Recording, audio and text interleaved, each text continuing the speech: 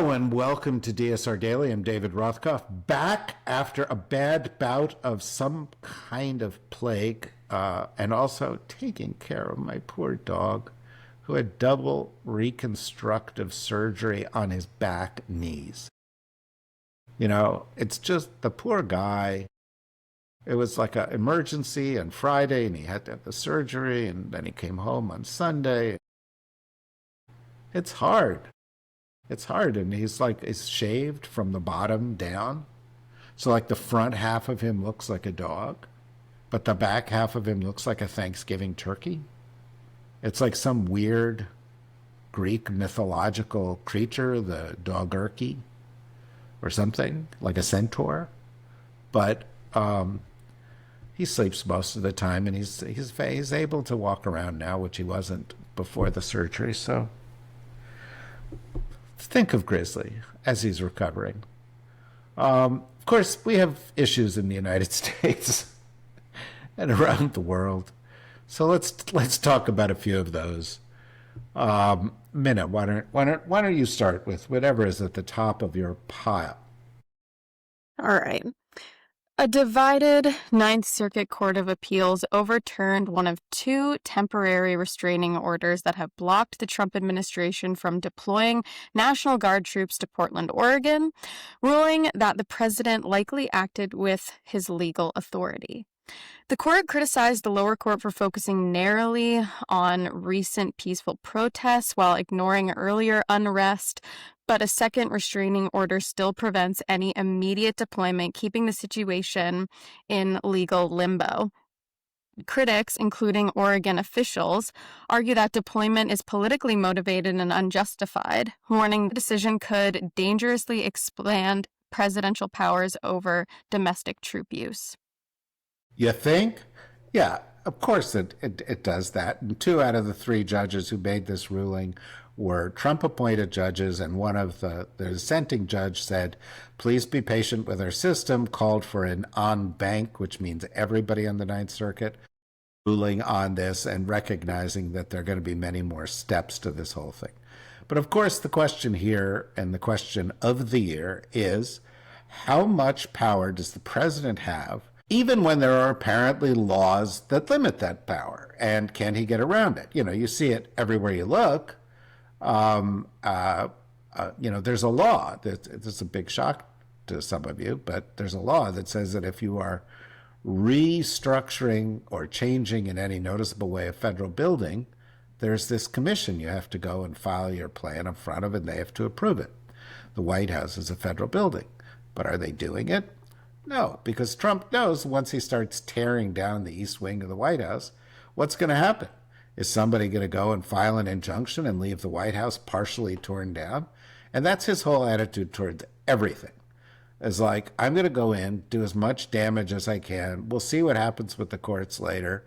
But once I'm halfway done with this whole thing, it's pretty much moot. We're going to see more and more of this.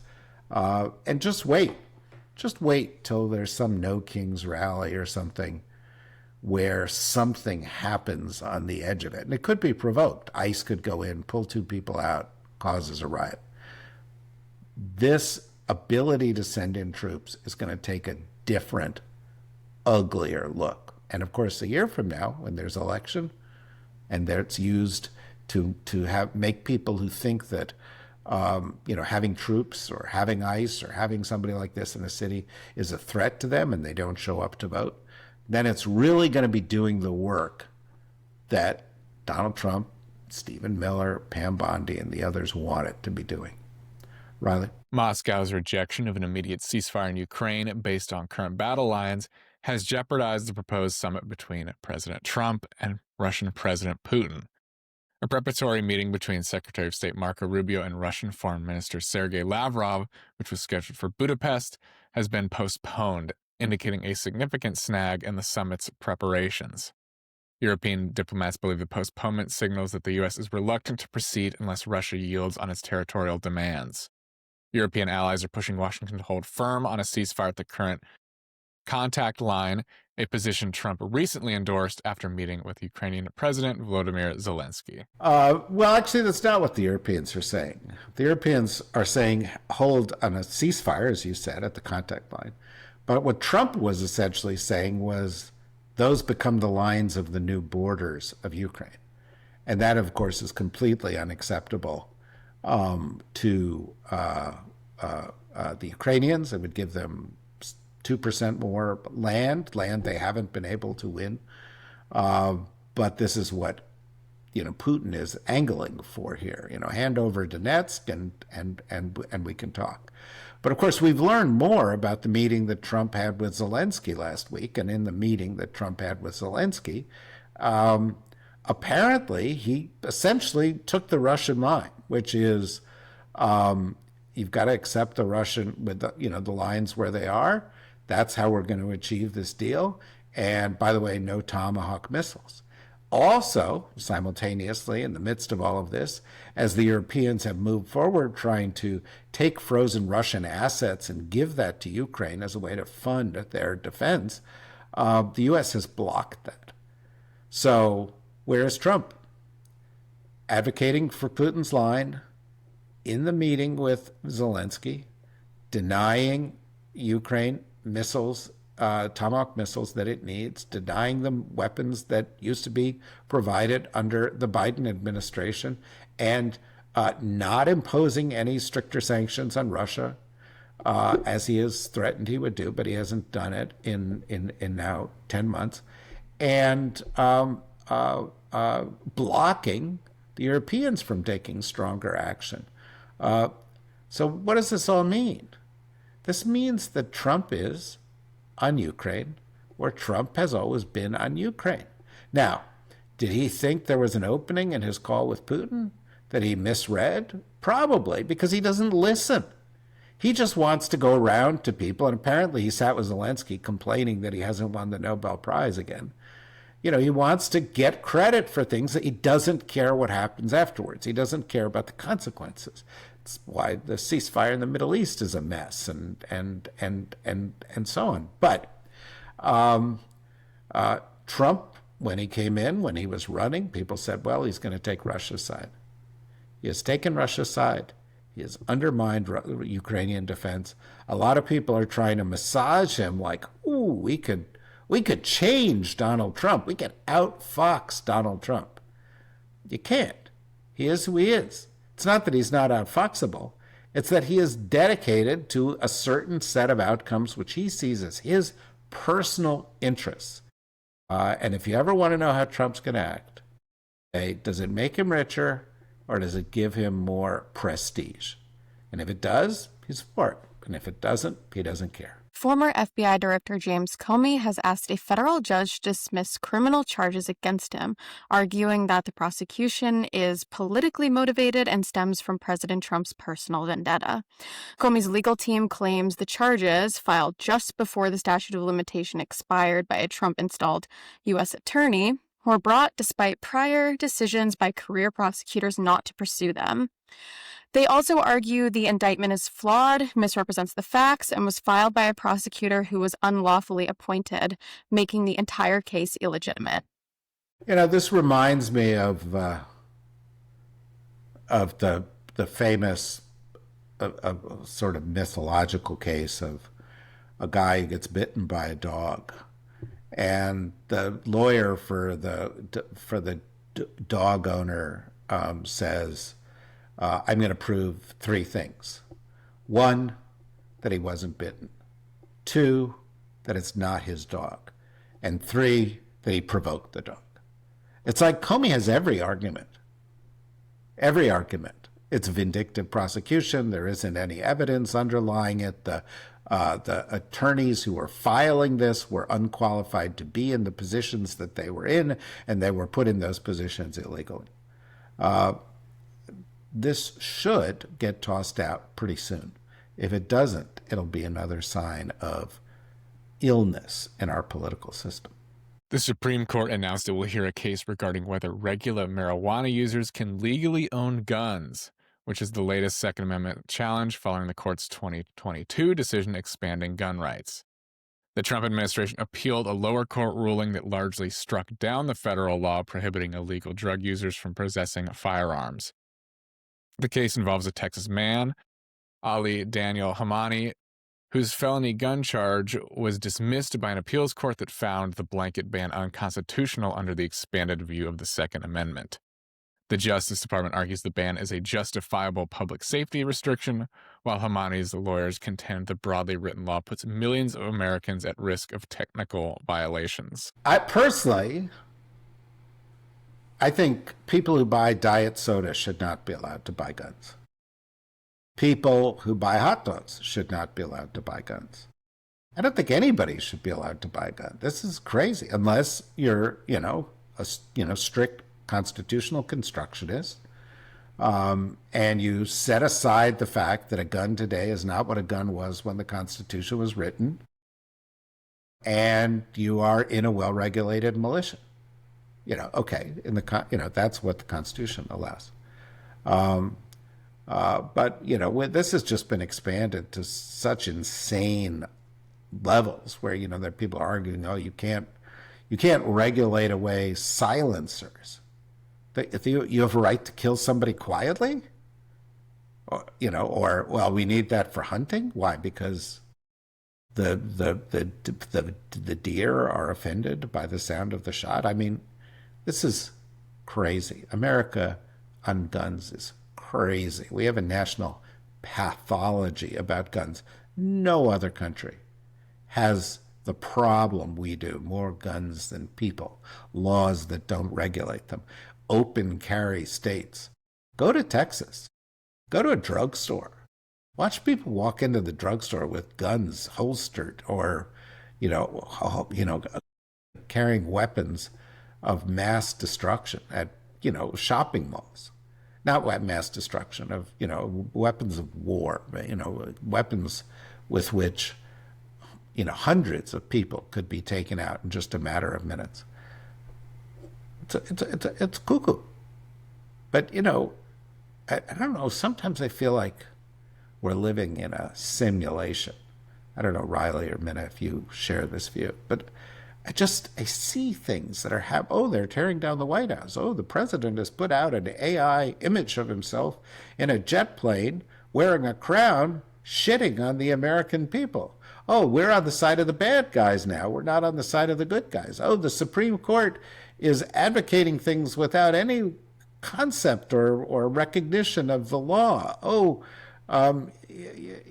We're moving to, somebody attacked, after the No Kings thing went up to a member of Congress, and he said, but we have a king. It's Jesus. And I was like, what is going on? Am I in a bad dream? Am I in a coma? And all my worst fears are coming true? It feels like a simulation sometimes. Unfortunately, it's not. Do you share this? Am I the only mentally ill person here, Minna? Well, I think I can close us out with a story that adds to the evidence that we're living in a simulation. Okay. And that story is Paul Ingrassia, President Trump's nominee to lead the Office of Special Counsel, is facing major backlash after Politico obtained and verified group text messages in which he made repeated racist, anti-Semitic, and white nationalist remarks, including calling the Martin Luther King Jr. holiday worthless and saying that he has a, quote, Nazi streak. His lawyer has not confirmed the messages' authenticity, calling them potentially manipulated or taken out of context, but several participants in the chat have confirmed the conversation took place, adding serious weight to growing concerns over his nomination, which is already under scrutiny due to his earlier sexual harassment complaint and political controversy. And before, hopefully, knock on wood, his nomination gets thrown out, I would like to know what he thinks the context is that makes what he said okay. Yeah. No, I didn't mean that kind of Nazi. I meant good Nazis, not bad. I once published a little newspaper that was published we published it like big development bank, like the IMF World Bank meeting and so forth around the world. And it was published for the week of the meeting. It would go to 25,000 bankers and ministers and so forth. This is a long time ago. And we did a story about a country in Africa. And in the story, the head of the country, Kurt Head, was talking about the opposition and how he was going to treat the opposition. And he said, we're going to hunt them down and kill them like rats. And his response to his office was outraged that we printed this and called us up and said, you've taken the remarks out of context. And I was like, they're out of context? How did you mean kill them like rats? In a different way you were going to kill them like rats? But, there's a bigger issue here because obviously this guy is not only unqualified, he's a hideous person who belongs nowhere near any job of responsibility, not just in the White House, but, in your local school board, in a stationery store, as a greeter at Target. People like this do not have a constructive role to play within society if they're so fundamentally racist, intolerant, and hateful. But how many times do core MAGA people have to embrace Nazism, white supremacy, racism, overt hate before we start saying, oh, there's a pattern here? There's a lot of Nazis there. There's a lot of white supremacists there. I mean, wasn't it just a couple of days ago, Riley? I mean, I may have missed it yesterday. Wasn't it a couple of days ago that there was this outrage that young Republicans in New York State were sending each other texts about, their Nazism and racism? Yep. And also, I believe it was the producer for Turning Point USA refused to condemn them when asked directly about it. So there seems to be not only an acceptance that this is happening, but a refusal to kind of say anything negative about them for fear of, damaging your standing with said Nazis. JD Vance too was like, boys will be boys. You know how it is. Boys will be boys. Boys will be boys. Those stormtroopers will be stormtroopers. The brown shirts will be brown shirts. Who cares? But, the weird thing is that they're sort of coming out in the open with this, right? It's like with the No Kings thing in this video of Trump wearing a crown. And it's not the only one. There's several that the White House is promoting. They're like saying, yeah, okay, he's king. Okay, I love Robert E. Lee. I mean, the other day, Trump was talking about his triumphal arch that he wants to build in the middle of D.C., which is also pretty fucking weird. Actually, he doesn't want to build it in the middle of D.C. He wants to build it on the other side of Memorial Bridge, right by Arlington Cemetery. But Lord knows, somebody has said, we will someday call this the Trump Arch, Mr. President. But, they were talking about, he's saying, well, at some point in this conversation, he was like, well, I wouldn't mind putting up monuments to Robert E. Lee. And I was like, what? But that's why they talk about Confederate monuments. It's a signal. It's just coming out. They're coming out more and more in the closet, more out of the closet. Anyway, it's ugly, and that hasn't helped me a bit, Minna. And hopefully tomorrow, you or Riley has a much more optimistic view of life, being from the Midwest. Maybe we'll come up with some positive stories to share. But in the meantime, if you want to hear about American politics, go listen to the Need to Know we just did with Simon Rosenberg and Tara McGowan. It's excellent. Get it wherever you get Need to Know, either via the Substack or via YouTube or via Insta or via this or via that. When I get it, one of those places. And of course, we've got all of our other podcasts coming up. We've got the Foreign Policy and National Security, Deep State Radio. We've got Words Matter. We've got Civil Consciousness. We got all these things coming. And it'd be great if you subscribed. Be great if you liked us on YouTube. And it'd be great if you went to the DSRnetwork.com and spent a couple of bucks a month and helped a little struggling media company, which is getting bigger and bigger all the time, continue to do its work of trying to tell you what's going on in the world today, whether it's a simulation or it's not a simulation. It's a little weird if we're sitting here reporting on a simulation, but I guess we'll never know, will we? That was the whole point of the Matrix. We don't really know. Anyway, thank you, Riley. Thank you, Minna. Thank you, everybody, for listening. Bye-bye.